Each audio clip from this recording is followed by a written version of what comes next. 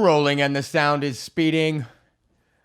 Hi, welcome to another episode of This Week with Drew for Thursday, July 22nd, 2021. On today's episode, I went to go see a movie, and the earth is continuing to flood and to flow and to fire and to burn, and it's your turn to see the end of the world. That's the earth crumble down into nothing but dirt. Around earth for dirt. Hi, welcome to another episode of This Week with Drew for Thursday, July 22nd, 2021. What's going on? Andre is locked in. Hi, welcome to another episode of This Week with Drew for Thursday. I just fucking said that. Hi, welcome to the show. Thank you so much for watching. Thank you so much for tuning in. How are you feeling? Are you feeling okay? The lockdowns are getting lifted and it's nice to be back to normal. Oh, and what vaccine? You just got your second? Well, my grandpa got his second in April and we were just so happy. And I didn't get side effects on the first one, but I did get you got side effects on the second one? I didn't get any side effects on the first. It's just nice to be normal. Are we shaking hands? Are we down? We've been fist bumping for so long. Can we shake? You know what? I'm a hugger. I'm just going to bring it in. I'm just going to give you a hug. Because COVID's over. The restrictions are lifting. That shit is fucking back, man. Hi, welcome to the show. How was your week? Did you have a good week? Let's start off the show. We got a little bit of oh fuck, that's for later. How was my week? All right, so since last we spoke, which was Tuesday, and it should have been Monday, but that's fine. Court and I went to go see a movie because they opened up the movie theaters. You can go and watch a movie in Toronto. So we went and Court asked if I wanted to see Black Widow. And I was like, yeah, sure, fucking A. And then Nitish was like, why didn't you go see Space Jam? And I was like, oh, fucking Space Jam, right. But whatever. I think Black Widow, it was already, Black Widow was good. So the movie going process, I honestly...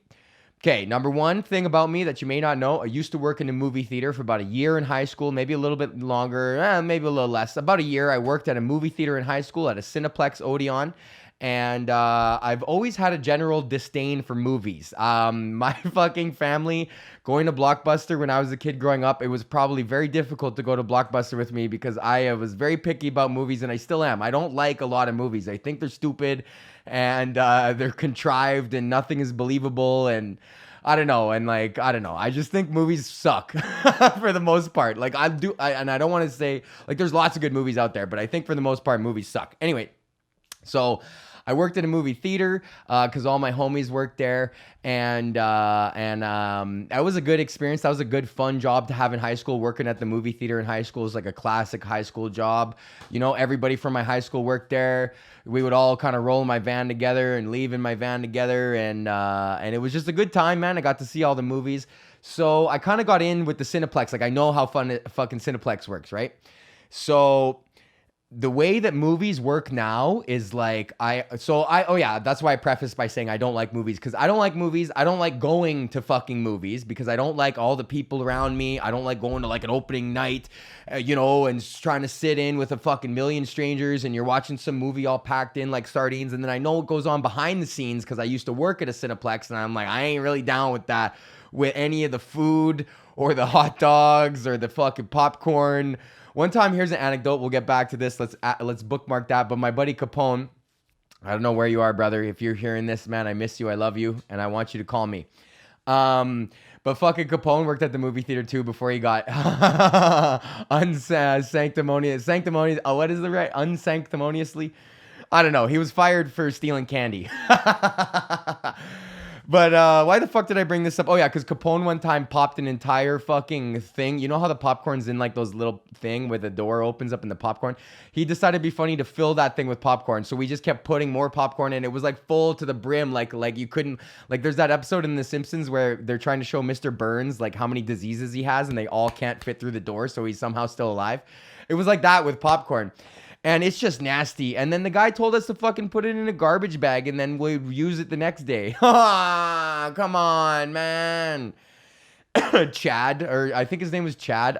Maybe it wasn't, but he was a real Chad. This fucking guy, a manager of a movie theater, boss around high school kids. Like, bald fucking 32-year-old fuck. Like, buddy, get a real fucking life, man. So I ain't down with Cineplex. I ain't really down with movies in general. I love movies as art. Like Parasite was really fucking good, and I'm trying to think of some other movies that I really like that are good. Oh, come back to me.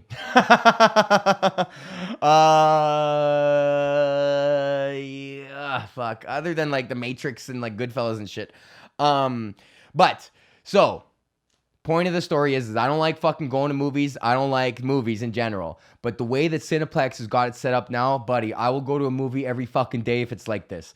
Because you got to buy your tickets online. So they completely eliminated the fucking person to buy tickets off of. And then you select your seats like it's selecting a seat on an airplane. And then with COVID protocols, as soon as you select your seats, they block off a fucking chunk around you. And I was like, ugh. Fuck yeah, dude. Like, please do this forever, man. And they only let X amount of people in the theater and everyone is perfectly spaced out. And so it was sick. So Court and I get there and we just roll up and we had little mini bottles of wine in the purse because we're going to drink a little wine in the movie. And I was worried because I might have to go pee during the movie because I have a notoriously weak bladder. But it was good. The movie was good. So no fucking people around me, man. Nobody's fucking with me. And then in the beginning, they're like, okay, and the movie's about to start. And now don't fucking move around if you don't like your spot. They give you a little thing. And then I was like, oh, fuck, I don't give a fuck about that. And then after that thing came on, me and Court moved. And Courtney's obviously like a rule follower. And I am not a rule follower necessarily. And when it's dumb rules like that, I'm like, no, I'm going to fucking do whatever the fuck I want, bro. Liberty! And so I just fucking moved, and then these people like who were literally like 8 seats down, like we're talking fucking 8 seats of clearance. All we were doing was coming back up one row, so we could be back up one row, get a little bit higher up on the view on the thing, right? And they looked as we're moving, they're like, like, did you not just see the fucking sign? Did you see? They just specifically asked us not to do this. I'm like, buddy, like, looking at him like, fuck you, bro. Like, we got 8 seats, you know? And that's the thing I'm at right now is, buddy, if you're out and about and you're fucking participating in everyday life, man, honestly, the fucking COVID shit is over, bro. Like, you can't, it's over. You're either I've said this before, you're either double vaxxed or you're gonna get fucking COVID, man. Like, it's, or you just might not. You'll be one of the small population because it's not fucking going anywhere. It's like the flu, bro. COVID is not fucking going anywhere. It's just, it's gonna fucking be here forever now. In the constant state of emergency that we're perpetually living in, bro. This is we're witnessing the beginning of the end, bro. Year 1 of the climate apocalypse, bro. There's 5 heat domes now. I was talking about heat domes a couple weeks ago. Now there's 5 heat domes all around North America. Just fucking heat domes coalescing around. Just fucking doming it up, linking up, making mega domes. Wait till they fucking come out with the mega dome, bro. The fucking Magnum. The fucking Trojan Magnum heat dome.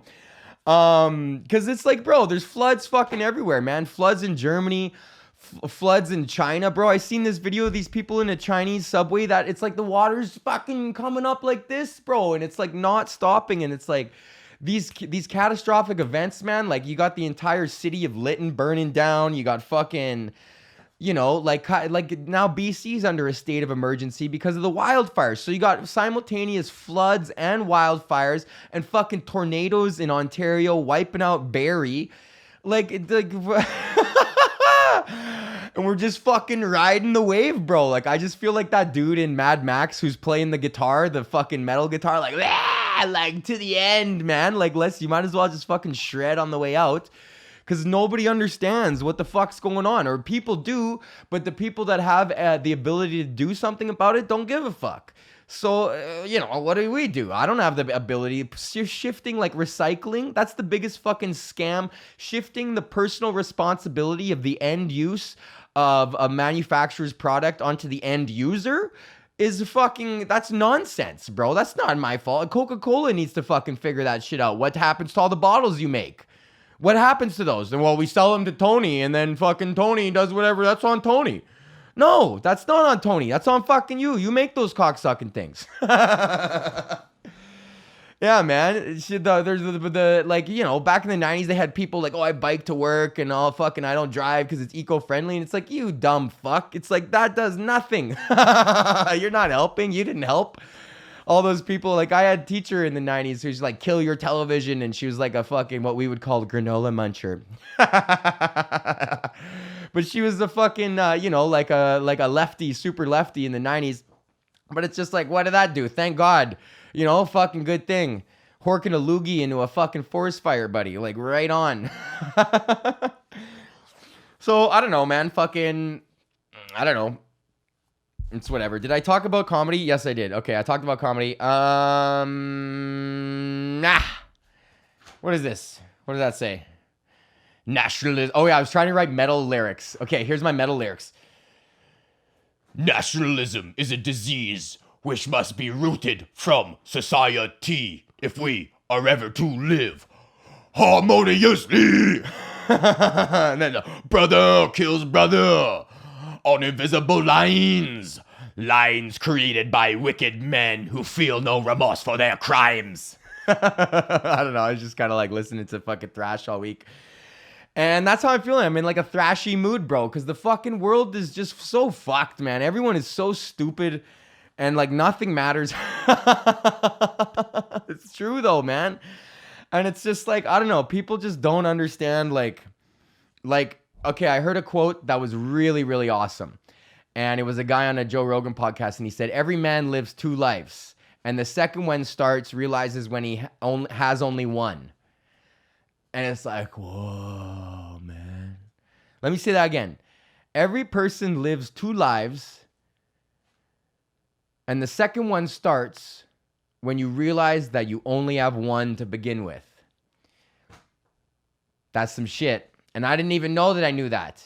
But I'm so lucky. I don't know, like comedy, I'm so fucking lucky that I was able to just know from such an early age, like 14. How many people know what they're meant to do ever? Sometimes people don't even understand that they only have one life and that you only have one life.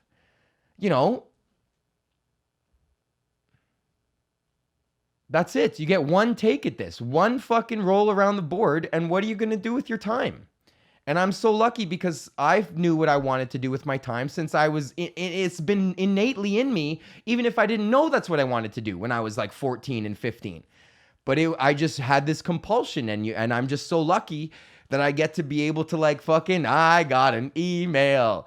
Oh, buddy, Monday's podcast is going to be fucking huge. Oh, I can't wait to share with you guys the official news. So yeah, so I'm just fucking, I'm just happy that I'm back doing comedy. I got to go host a comedy show right now. What is it? 7:37. I got to leave in 20 minutes. I'm going to finish this. I'll upload it later tonight. So it'll be up before midnight Alberta time for sure.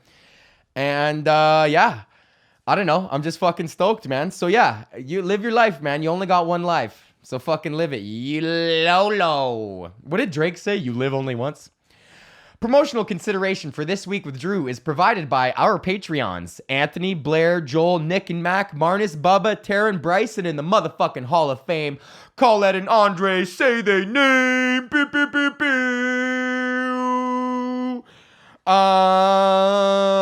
And from our sponsor, KingTutsCannabis.com. Right now, you can go to KingTutsCannabis.com, use the promo code Drew for 10% off your order. And if it's your first time ever, they hook you up with an extra 25%, a quarter off your quarter, 2/8 off your eighth.